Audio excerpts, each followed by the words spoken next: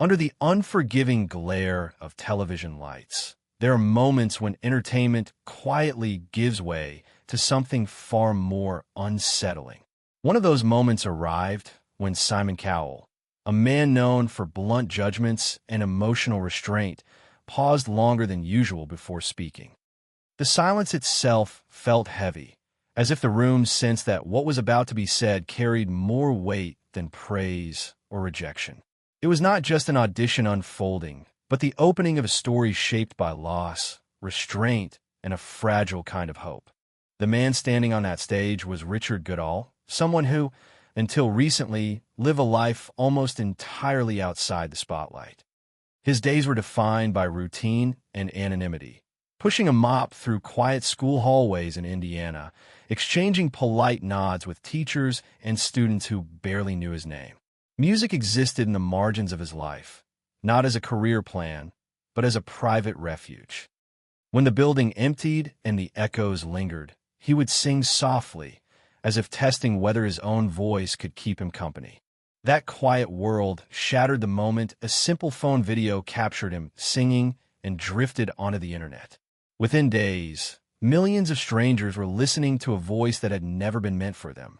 The fascination was immediate, but it was not just about the sound. People sensed something unpolished and vulnerable, the feeling that this voice had been shaped by years of silence rather than years of training. Fame arrived suddenly, without warning, and with it came expectations that Richard had never prepared himself to carry. When he stepped onto the stage of America's Got Talent, his posture said as much as his singing. He stood slightly hunched, gripping the microphone as though it were an anchor. The performance was not flashy. There were no theatrics, no calculated attempts to impress. Instead, there was an intensity that felt almost accidental, as if emotion had leaked through despite his efforts to keep it contained. The audience reacted instinctively, rising to their feet, not fully sure why they were moved, but certain that they were. Yet it was Simon Cowell's reaction that shifted the atmosphere entirely. Rather than offering immediate approval, he hesitated, studying Richard with an expression that suggested concern rather than excitement.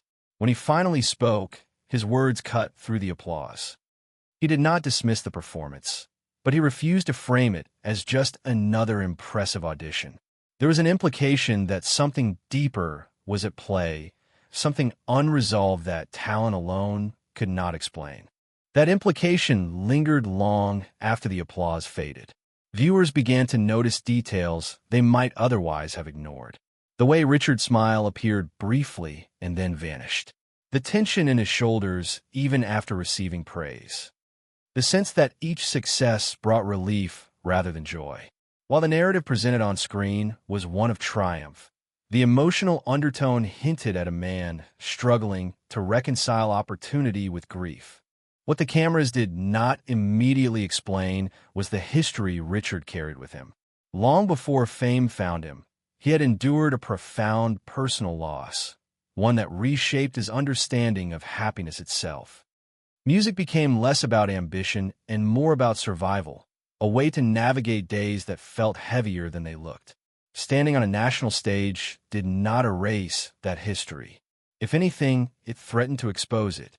As the public embraced him as a symbol of late-blooming dreams, the pressure intensified. Richard was no longer just singing for himself. He was singing for viewers who saw their own missed chances reflected in his story. Each performance became a test, not only of vocal ability, but of emotional endurance. The more he succeeded, the more fragile the balance appeared. Simon Cowell seemed acutely aware of that fragility. His comments grew increasingly careful, his tone more measured. Rather than pushing Richard toward spectacle, he appeared to be urging him toward honesty, even if that honesty came at a cost. It was a rare dynamic on a show built around competition, and it suggested that what lay ahead might not be as simple as scent. This is where the sadness quietly takes root, not in failure, but in the realization that success does not guarantee healing. Richard Goodall's journey, from overlooked janitor to celebrated performer, unfolds like a modern fairy tale on the surface.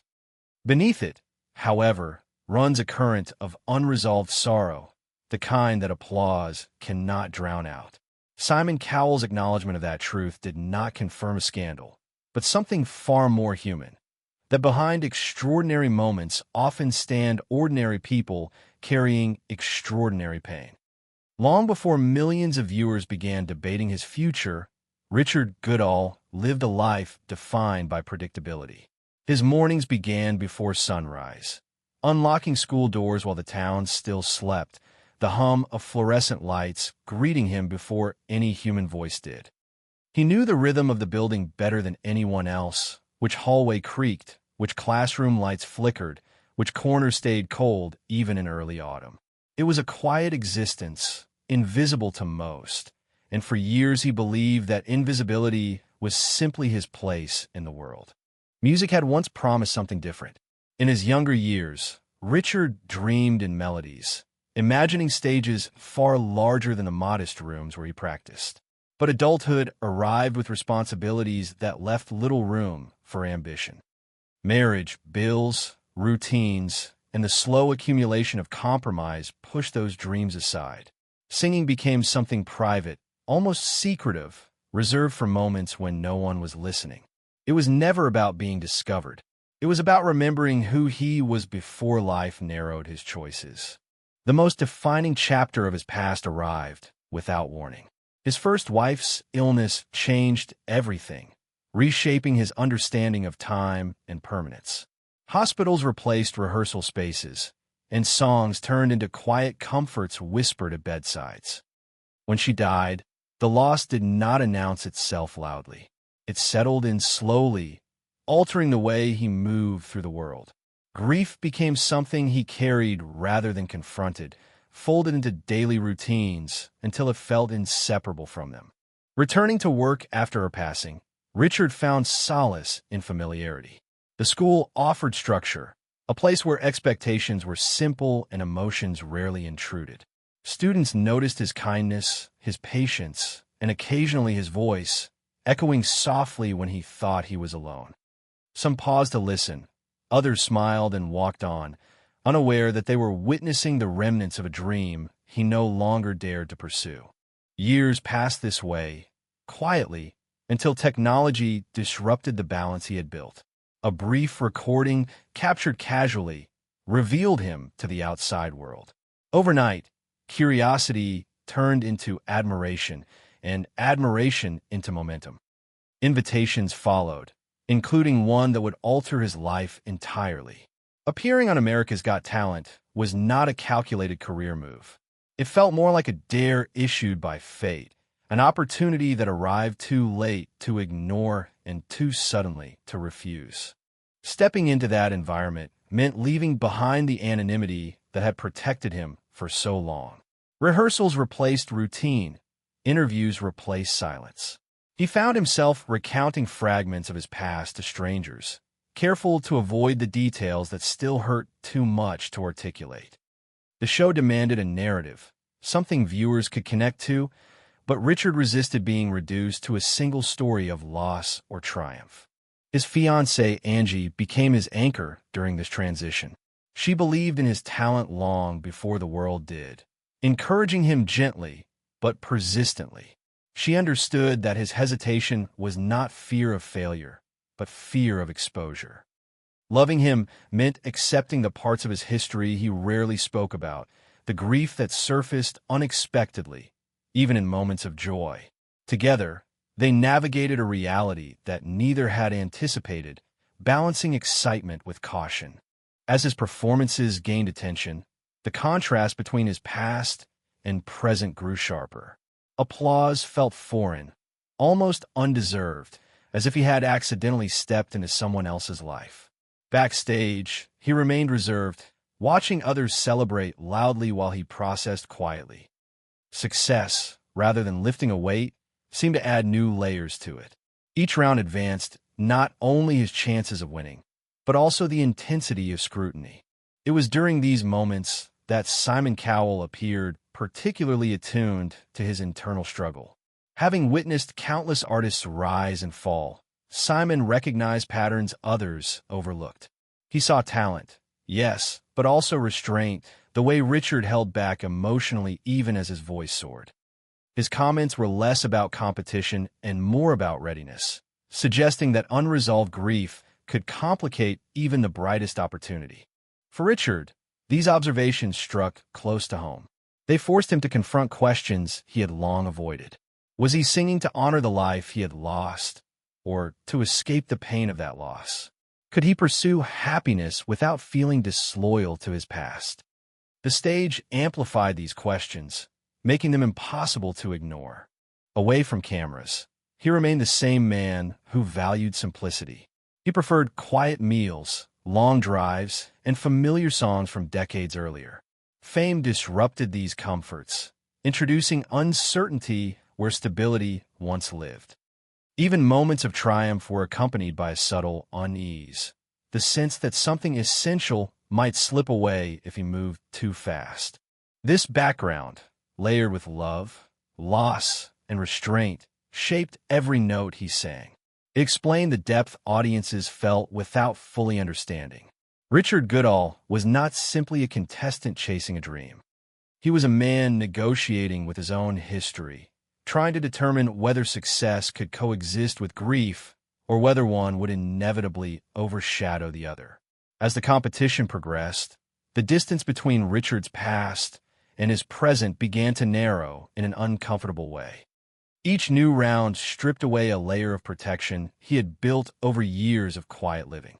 The stage no longer felt like a place of discovery, but like a mirror reflecting parts of himself he had avoided for too long. The applause grew louder, the expectations heavier, and with them came a sense that something fragile was approaching a breaking point.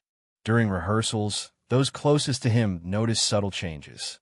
He practiced obsessively, repeating phrases long after others had left the room, as if precision might shield him from emotion. His voice remained powerful, but his demeanor grew more distant. Between takes, he often stared at the floor, lost in thought, while producers whispered about pacing, camera angles, and story arcs. What they saw as compelling television, Richard experienced as exposure. The pressure intensified when personal circumstances intruded on the carefully controlled environment of the show. A phone call from home, brief and heavy, reminded him that life beyond the stage had not paused for his sudden rise.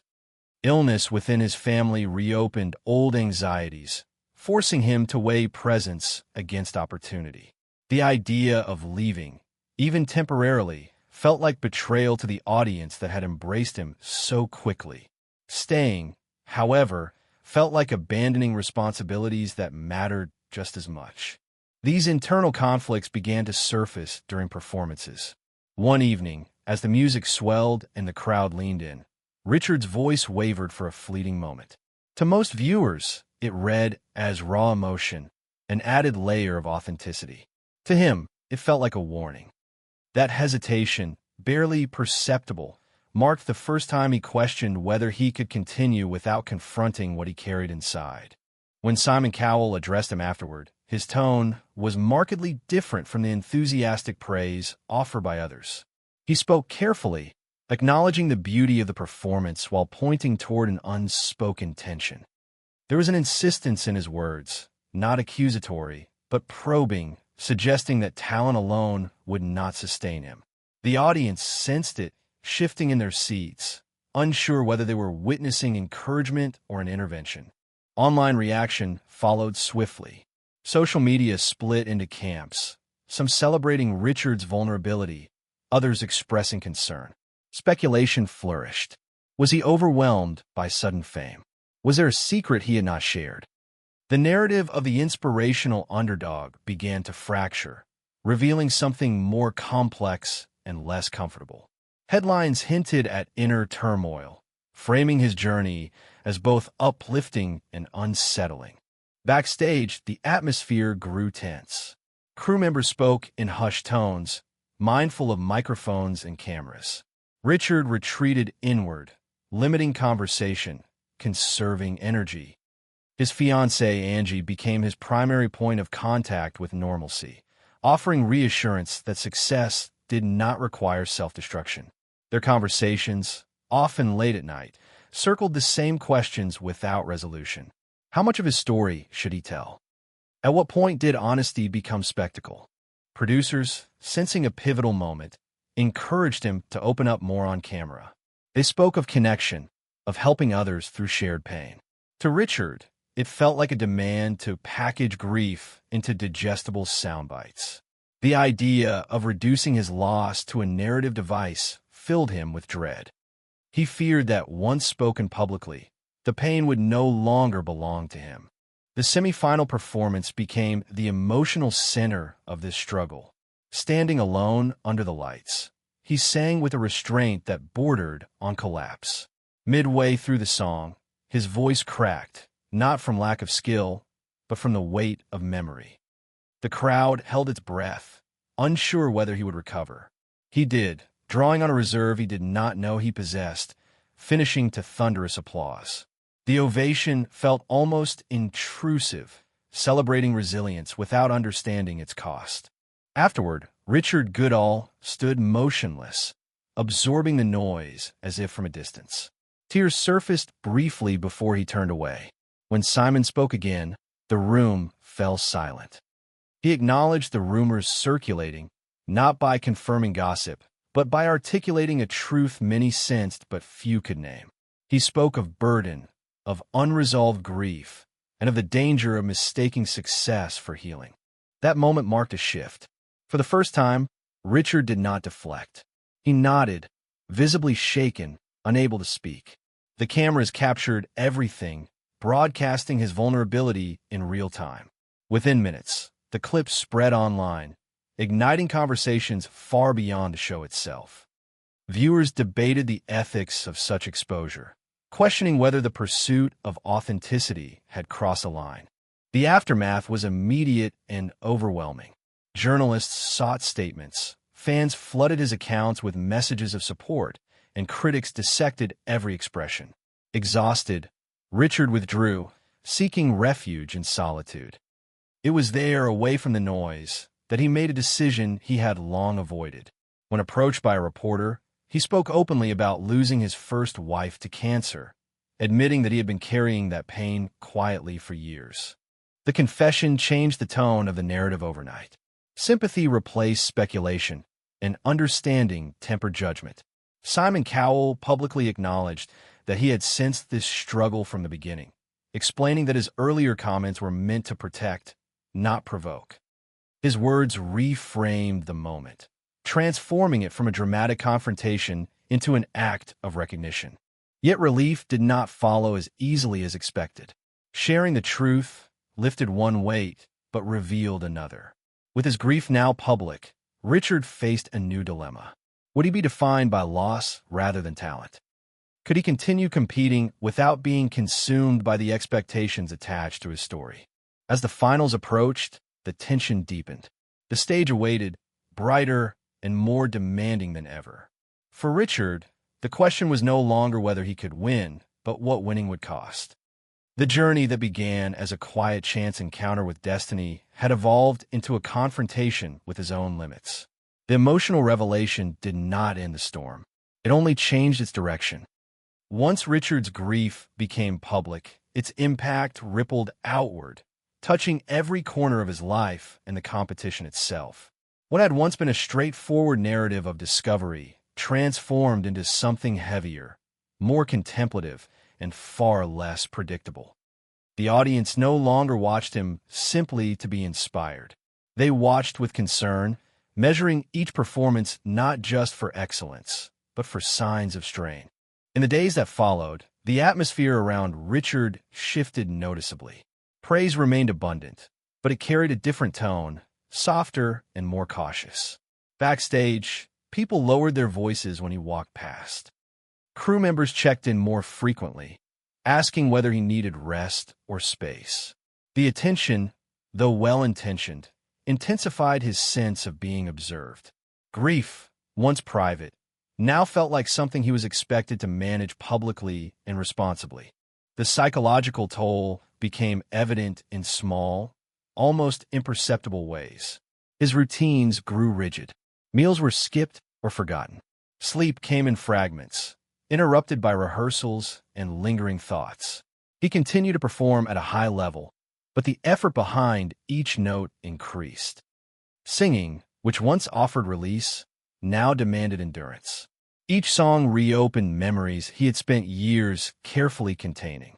For his fiancée, Angie, the shift was deeply unsettling. She watched him navigate praise and pity with equal discomfort, recognizing that neither offered true relief. In quiet conversations away from cameras, she urged him to slow down, reminding him that no competition was worth losing himself. Yet she also understood the complexity of his position.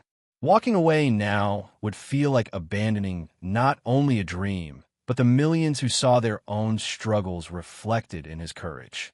The broader public reaction mirrored this complexity. Support poured in from all directions.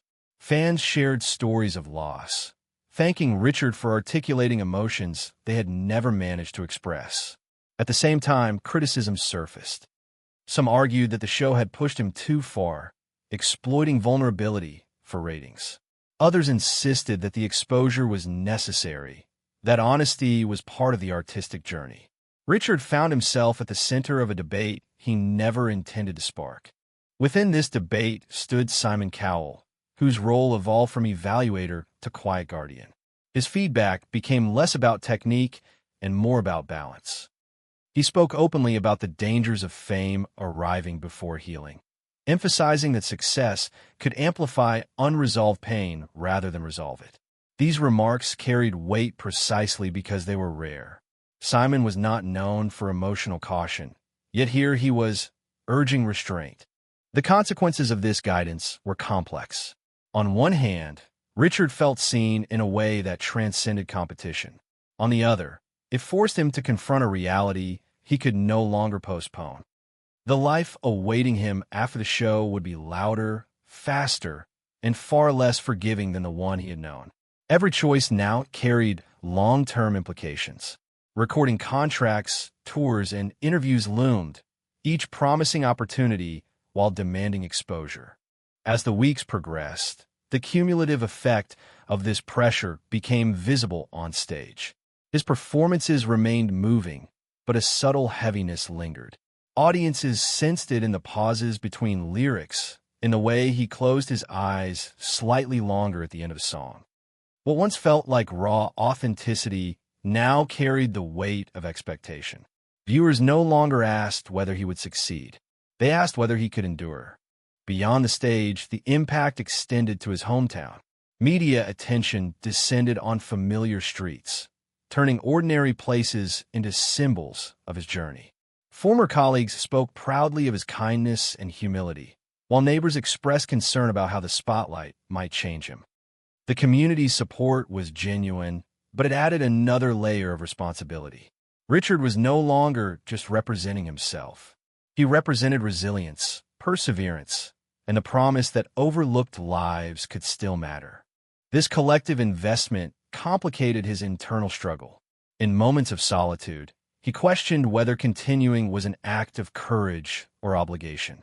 The applause, once energizing, now echoed with expectation. He feared that stepping back would disappoint those who found hope in his story, yet pressing forward risked deepening the exhaustion he felt. The show itself adapted to this tension. Producers adjusted narratives, highlighting moments of reflection alongside performances. While intended to provide context, these segments blurred the line between storytelling and intrusion. Richard cooperated, but cautiously, aware that every word could be amplified beyond his control. His desire for privacy clashed with the medium's demand for openness. Through it all, Richard Goodall remained composed outwardly, even as uncertainty tightened its grip. He continued to sing, continued to show up, continued to fulfill the role he had been cast into by circumstance. Yet the cost of doing so became increasingly apparent. Success had not erased his grief. It had illuminated it, placing it under lights too bright to ignore. By the time the competition approached its final stages, the consequences of this emotional journey were undeniable. Richard stood at a crossroads shaped not by talent or votes, but by endurance. The question was no longer whether he could win, but what kind of life awaited him once the stage lights dimmed.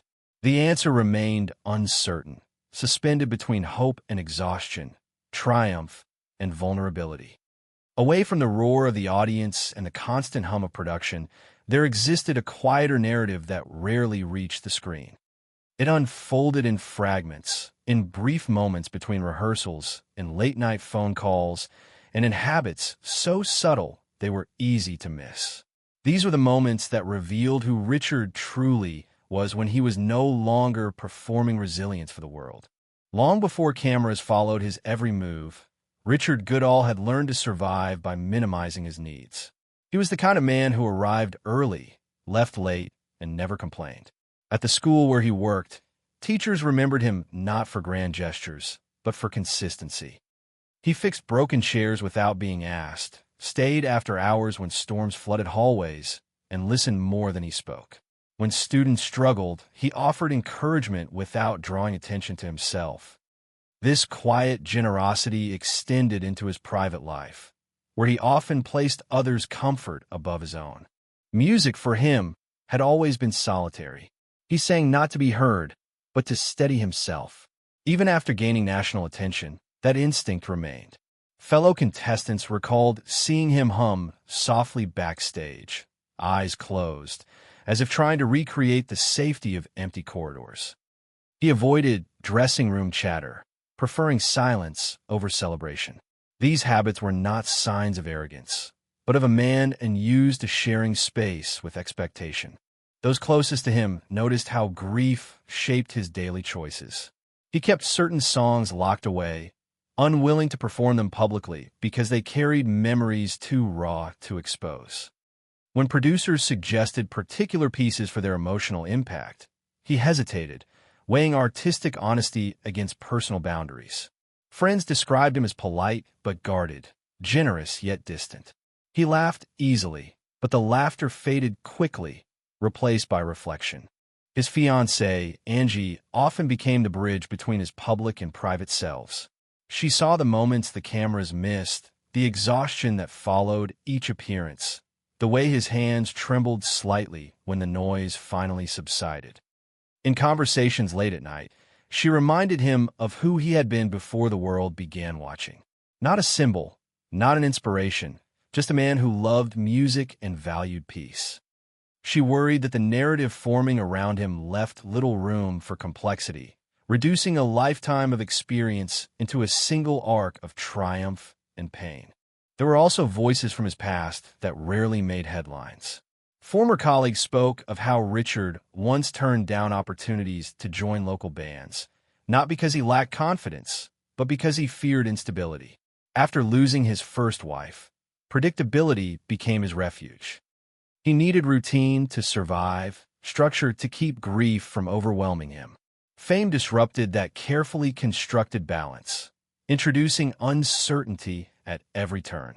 These quieter stories revealed a tension at the heart of his journey. While audiences celebrated his courage, Richard wrestled with a different reality. Courage, to him, did not mean stepping into the spotlight. It meant getting up each morning when grief made the simplest tasks feel heavy. It meant choosing kindness even when the world felt indifferent. Singing on stage was only one expression of that courage, not its origin. In rare moments of openness, he acknowledged this disconnect. He spoke of how strange it felt to be praised for vulnerability he had carried privately for years. The applause, though sincere, sometimes amplified his loneliness. People recognized his pain without fully understanding it, offering sympathy that could not replace the quiet understanding he once found in anonymity. Even Simon Cowell, whose comments often framed the larger narrative, seemed aware that something essential remained unseen. Off camera, his guidance was less about competition and more about sustainability. He warned Richard not to confuse momentum with direction, emphasizing that lasting fulfillment required more than public validation. These conversations, though private, underscored the seriousness of what was at stake. As the competition progressed, Richard's small acts of resistance became more apparent. He declined certain interviews, limited his social media presence, and insisted on moments of solitude even when schedules tightened. These choices puzzled some and frustrated others, but they were acts of self-preservation. He was not rejecting success. He was trying to shape it into something survivable. These hidden stories, layered beneath the televised narrative, complicated the image of a man transformed by opportunity. They revealed a journey not defined by sudden fame, but by decades of quiet endurance. Richard Goodall was not simply discovering his voice. He was negotiating how much of himself he could afford to give away. In this light, the sadness surrounding his rise felt less like tragedy and more like truth. The truth that dreams fulfilled do not erase history. They coexist with it, sometimes uneasily. The world saw a man standing taller under applause. Those who knew him best saw a man still learning how to stand without it. As the noise surrounding the competition slowly gave way to reflection, the meaning of Richard's journey began to shift. What remained was no reminder of rankings or trophies, but a lingering question about what truly endures after the spotlight moves on. For Richard Goodall, the experience had never been only about recognition. It had become a confrontation with time, memory, and the fragile space where pain and purpose coexist. Richard's voice, celebrated for its power and sincerity, carried something rarer than technical skill. It carried history. Each note was shaped by years of restraint, by the discipline of living quietly with grief rather than dramatizing it. Audiences responded instinctively to that authenticity, sensing that his performances were not attempts to impress, but acts of survival. In a culture often driven by spectacle, this sincerity felt almost radical. Yet the very quality that drew people to him also exposed a paradox. The world tends to reward vulnerability without fully understanding its cost. Richard's openness resonated precisely because it reflected truths many preferred not to face in their own lives. Loss does not end neatly. Healing does not follow a schedule. Success does not erase absence. By standing on stage and singing through that reality, Richard became a mirror rather than a fantasy. This is where the idea of legacy quietly emerges. Legacy is often framed in terms of achievement, titles won, records broken, moments preserved in highlight reels. Richard's legacy, however, seemed to form along a different axis. It lived in the permission he gave others to acknowledge unfinished grief. It lived in the reminder that dignity can exist without closure, and that continuing forward does not require forgetting what came before. Even Simon Cowell, whose career has been built on identifying marketable success, appeared to recognize this distinction. His comments increasingly emphasized balance rather than ambition, peace rather than momentum. He spoke not as a judge seeking the next star, but as someone who understood how easily triumph can become hollow if it demands too much. In doing so, he reframed the narrative from competition to consequence. Richard himself seemed to grapple with these ideas in moments of quiet honesty. Away from cameras, he acknowledged that the applause, while meaningful, could not replace the simple comforts he once relied on. Familiar routines, small communities, and unremarkable days had sustained him when grief was most acute. The question he now faced was whether he could carry those values into a life shaped by attention and expectation. This tension between visibility and peace defined the latter stages of his journey. He no longer sang merely to prove himself. He sang to reconcile opposing forces within him, gratitude and exhaustion, hope and sorrow. In doing so, he challenged a common assumption about success. That assumption suggests that once opportunity arrives, all doubts should dissolve. Richard's story quietly dismantled that notion, revealing that opportunity can amplify uncertainty just as easily as it amplifies joy. What endured most powerfully was not a single performance, but the emotional honesty threaded through them all. Viewers who followed his journey did not simply witness talent. They witnessed a man refusing to pretend that victory equaled resolution. This refusal, subtle yet firm, became his most lasting statement. In the broader cultural landscape, Richard's experience offered an understated lesson.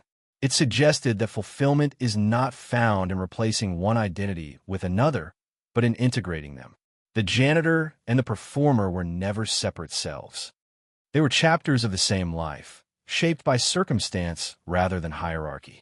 Recognizing that continuity allowed Richard to see his past not as something to escape, but as something to honor. As discussions of his future continued, speculation mattered less than impact. Regardless of the paths he chose next, his presence had already altered the way many people understood resilience. He demonstrated that strength does not always announce itself loudly. Sometimes it appears in persistence, in showing up even when the outcome remains uncertain. In this sense, Richard Goodall's story does not resolve into a clean conclusion. It remains open, defined by questions rather than answers. Perhaps that is its greatest value.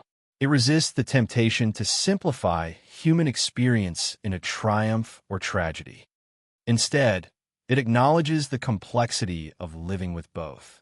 As the final echoes of applause faded, what remained was not the noise of victory, but a quiet reckoning. The cameras captured celebration, confetti, and smiling faces, yet beneath the spectacle lingered an uncertainty that no trophy could resolve. For Richard Goodall, the end of the competition did not feel like an ending at all. It felt like a pause, a breath taken at the edge of something unknown. Winning changed his circumstances, but did not rewrite his inner landscape. In the days that followed, he moved through interviews and appearances with polite gratitude, offering measured smiles while guarding the parts of himself that felt most fragile. The world saw a champion. Richard felt like a man still learning how to live with everything that had surfaced along the way. Success had opened doors, yet it also demanded choices he had never imagined making. Returning home provided a momentary sense of grounding. Familiar streets, familiar faces, and the school halls he once cleaned welcomed him without expectation. Among people who knew him before the spotlight, he could speak plainly. He admitted that the journey had taught him something difficult to accept. Healing and happiness are not the same, and they do not always arrive together. This understanding did not diminish his gratitude. It deepened it. Public response continued to pour in, messages from strangers who found pieces of themselves in his story. Some thanked him for giving voice to grief they had long suppressed. Others urged him to protect his peace, to step back if the weight became too heavy. Richard read these messages quietly, absorbing them without responding publicly. He understood now that inspiration can be both a gift and a burden. In the background, Simon Cowell remained a steady presence, offering counsel without pressure. Their conversations, no longer framed by competition, centered on sustainability. Simon spoke candidly about the cost of relentless visibility, reminding Richard that stepping away from the spotlight could be an act of strength rather than surrender. The advice carried a tone of respect, acknowledging that success measured only by momentum often comes at too high a price. Richard faced a choice that could not be crowdsourced.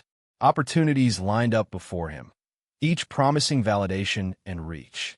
Yet he weighed them against something less tangible but more urgent: peace. He began to consider a future where music remained central but not consuming, where singing could exist alongside quiet mornings and unremarkable days. The idea of balance, once abstract, now felt essential. This closing chapter does not offer a tidy resolution. There is no definitive answer to what Richard Goodall will become. That uncertainty, however, is precisely what makes his story resonate. It refuses the familiar arc where triumph erases pain and replaces it with certainty. Instead, it acknowledges that growth often leaves questions intact. What he leaves behind is not simply a record of performances, but a shift in how success can be understood. He demonstrated that vulnerability does not require spectacle, that dignity can persist even when emotions remain unresolved. His journey challenged the assumption that the goal of achievement is closure. Sometimes the goal is simply continuation, moving forward with greater honesty than before. For those who followed his path, the lasting impression is not sadness alone. It is recognition. Recognition that ordinary lives contain extraordinary depth. Recognition that talent can emerge late and still matter. Recognition that grief, when acknowledged, does not weaken a person, but clarifies what truly deserves protection. As the lights dim and attention moves elsewhere, Richard carries with him a quieter kind of victory. He has reclaimed his voice not just as a performer, but as a person. Whether he chooses grand stages or small rooms, his singing now holds a different purpose. It is no longer about being seen. It is about being whole. And perhaps that is where this story belongs, not at the height of applause, but in the space that follows. A space where questions remain open, where healing continues imperfectly, and where a man who once lived unnoticed has learned that visibility is only meaningful if it does not cost him himself.